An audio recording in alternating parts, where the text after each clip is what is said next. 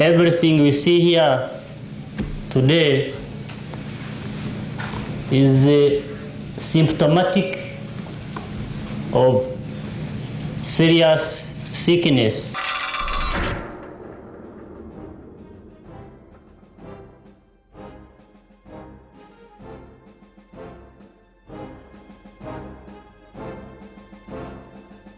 Welcome back once again to Wanapedia, the one-stop center for Uganda's history and the history of the rest of the world.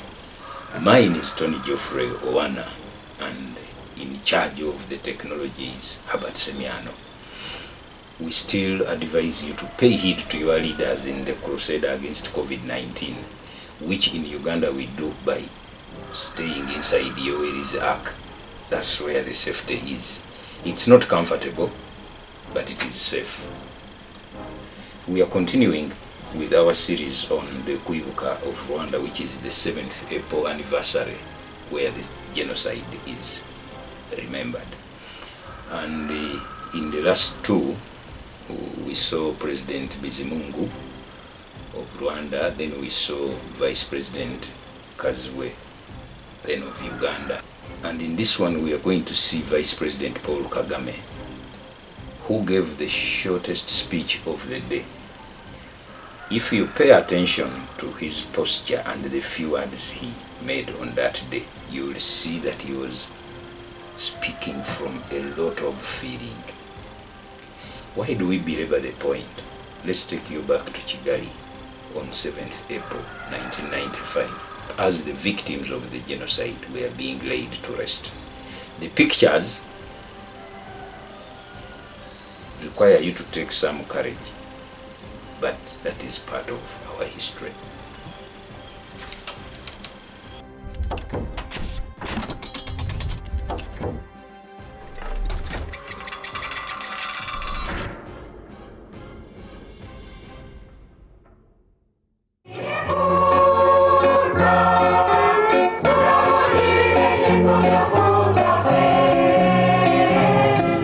Major General Paul Kagame, the Vice President of Rwanda, delivered the background to the RPF struggle.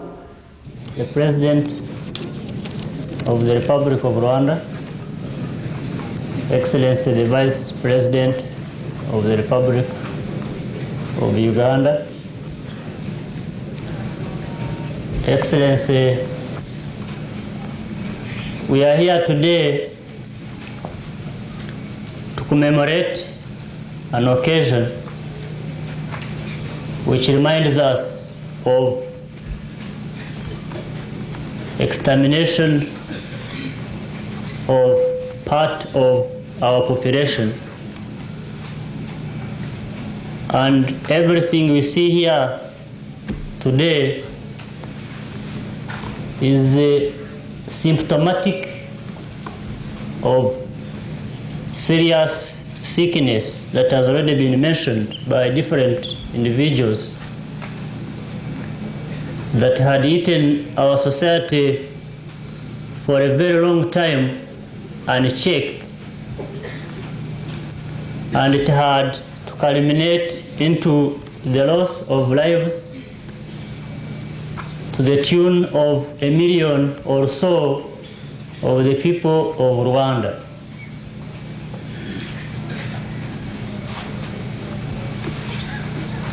Let me divert you a bit. I do not know the reasons for which they chose this hill to bury these people, but personally I would have chosen this hill for a different reason. For a reason that it is a very significant symbol in the history that brought to an end genocide that was carried out in this country. When people talk about genocide, when people talk about killings that took place in Rwanda, they are real, they are not just stories.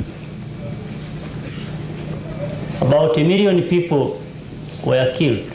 Up to now, Mass graves are being discovered everywhere all over the country. Nobody has even actually, 1 million is just an estimation. Nobody has put the figures together to know exactly how many people died. But anyway, irrespective of the numbers, this kind of act is an act that cannot go unchecked, is not an act that can go on without having those people who are responsible held accountable. They must necessarily be held accountable. And in doing so, we must mobilize our population to understand the problems that happen to them, that happen to this country. We must be able to understand the problems. We must be able to define them properly. We must be able to understand this sickness and we must even understand the linkage of that sickness with the simple fact that up to this moment, given all the speeches that have been made here, we are to make good our pledges to these people who are here today when we stand up and speak to them and say we are different from what they have seen in the past. Among the speakers included the UN representative in Rwanda, Mr. Sharia Khan, who personally regretted the incident. Those who perpetrated these crimes must quickly be brought to court so that the guilty are punished and the culture of impunity is once and for all banished from this region. As one of the posters says, justice today is justice tonight.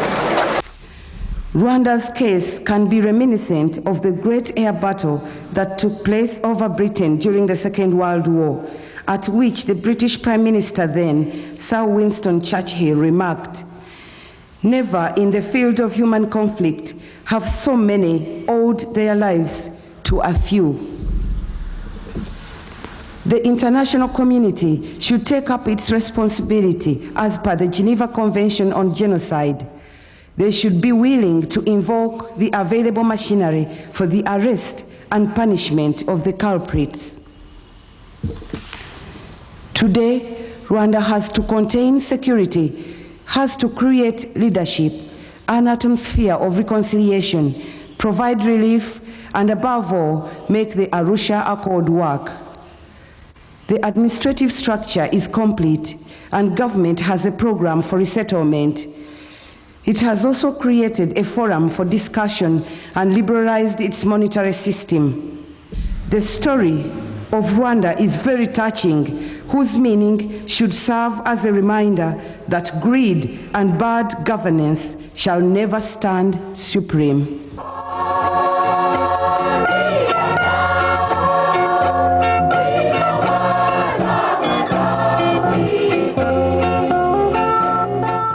Dr. Kazibwe's inspection of these ghastly scenes was ample evidence of the powerful bond between Uganda and Rwanda, despite the personal opinions of the two countries' past, present, and future political leaders.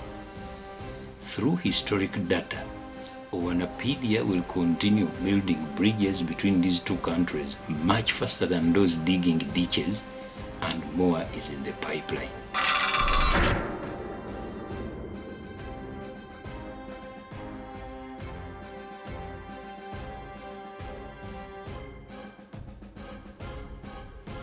After the ceremonies, Vice President Dr. Specioza Wandira Kazibwe bravely took a tour of the sites where some of the victims of the genocide were not yet buried.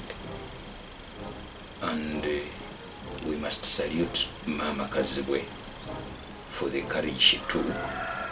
But we must also take cognizance of the fact that that was part of the demonstration of Uganda's solidarity with the people of There are many dignitaries who attended that function who did not go there.